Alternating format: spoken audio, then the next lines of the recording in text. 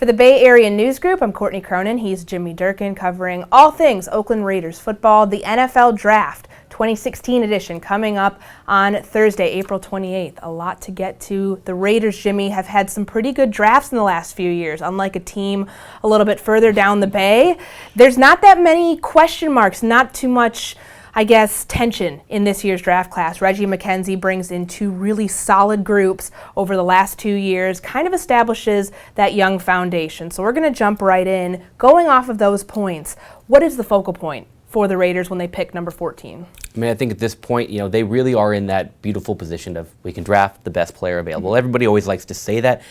Teams can't always do that. The Raiders are in that position where they can do that. This year, they especially with what they did in free agency, they had drafted their biggest needs probably in free agency. So now they can just go after who's the best player available. And maybe it's not going to be at 14, maybe it's trade down. But now this draft is all about building depth. They spent so much money in free agency. You would like maybe some of these guys that you pick this year to eventually be replacements for those guys, so that you don't have to keep spending in free agency. They're not at number 5 or number 4 like they've been the last 2 years. They're not probably going to be able to get a Khalil Mack or an Amari Cooper, but they're still going to be in a position where they can get somebody that can help them, and so that's the goal. And throughout this draft, you might not find a Mack or a Cooper, but you can find your Gabe Jackson's, a third-round guy who comes in and is immediately a starter and has been a 2-year starter and is going to keep being a starter for you for a long time. So let's take a look at that pick. As we said, the Raiders in the first round coming in at number 14. The running back game, taking some pressure off of Derek Carr, it's been a topic that's been brought up throughout tons of mock drafts and just really in the last few months.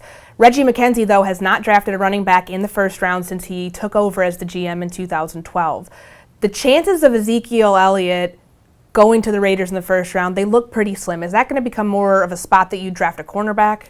Yeah, that's what I think. I mean, and with Reggie, you can actually go back further. His whole time in Green Bay, I think 17 drafts, never drafted a running back in the first round. So, and I don't even know if Ezekiel Elliott will be there at number 14. If he is, it's tempting because you could use some help for Latavius Murray.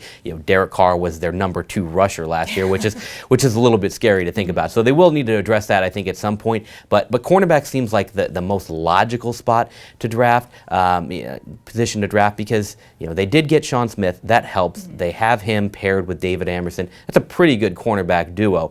But Amerson is a guy who is his contract expires. He's on his rookie deal with Washington. They got him off waivers. That deal expires after this year. So you might need, if he has another big year, he could get that big deal, and you need a guy to step in. But the beauty of cornerback is it's also a spot where a guy can come right in and be your number 3, be your nickel back. And so there are several guys, available there. Vernon Hargraves, I don't know that he'll be available. He probably could get picked before they get there.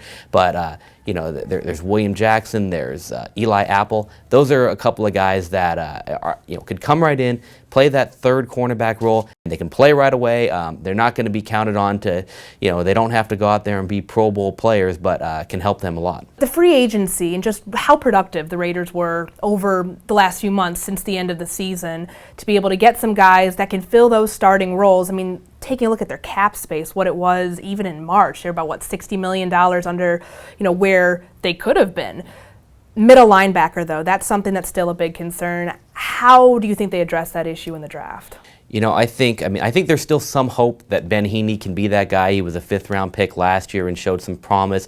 Started 3 of the last 5 games, and looked like a guy who might be that next middle linebacker for them. But in terms of if they do go into the draft and look at that position, if they're looking at it in first round, there are a couple guys.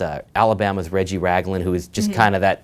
He's that 6'1", 250-ish almost, just prototypical middle linebacker. The concern there is, what's his pass coverage like? Is he more of a run stuffer? Can he defend the pass as well? And are you going to spend the 14 pick on a guy who might not be able to be on the field for every down? Ohio State's Darren Lee is another kind of, he's a smaller guy but quicker. He is probably better in pass coverage, which, considering the way the NFL is shifting, you do need those linebackers to be good in pass coverage. The one thing that interests me that, if you can get him later on, and everybody's wondering what's going to happen with Jalen Smith. Notre Dame linebacker was probably a top 10 guy before he tears his ACL and MCL in the Fiesta Bowl.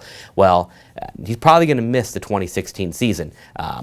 So instead of a top 10 pick, maybe he's a third-round guy, and we know Trent Baalke likes to go grab those ACL guys. Maybe Reggie McKenzie takes a look at something like that, and all of a sudden, that gives Ben Heaney a chance to see what you got out of him in 2016, and maybe come 2017, all of a sudden you have a guy that you got in the third round that's a top 10 quality pick.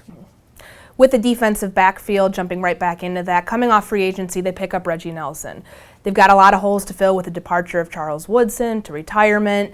They need more bodies there to be able to help. Bigger bodies too, some fast, cut speed guys. Who do you look at in this draft specifically, and maybe some of those middle rounds that they could potentially load up in that position? Yeah, the top safety available is Carl Joseph out of West Virginia. He's not a guy that I think they're going to look at 14. He's probably more of a late first-round guy that if you do trade back, maybe that's where you look. But, there are talented guys available. There's, Keanu Neal out of Florida. There's Von Bell out of Ohio State. Those are guys that should be available, second, third round, that can come in and help you and, fill in kind of behind, maybe, push guys like Nate Allen, TJ Carey for starting safety roles. Even maybe deeper going into the fourth round, there's a guy like Darian Thompson out at Boise State. The guy had 19 interceptions in his career at Boise State. So safeties, it's a good draft for safeties. There aren't really guys that you're probably going to look at 14, but there are guys in those later rounds, which is probably when they want to load up. All right, the Raiders picking at number 14 in the first round this Thursday, April 28th. More NFL draft coverage can be found over at www.mercurynews.com. Be sure to give Jimmy a follow on Twitter. He will keep you updated on the latest coming out of Oakland. For Jimmy Durkin, I'm Courtney Cronin. Thanks for watching.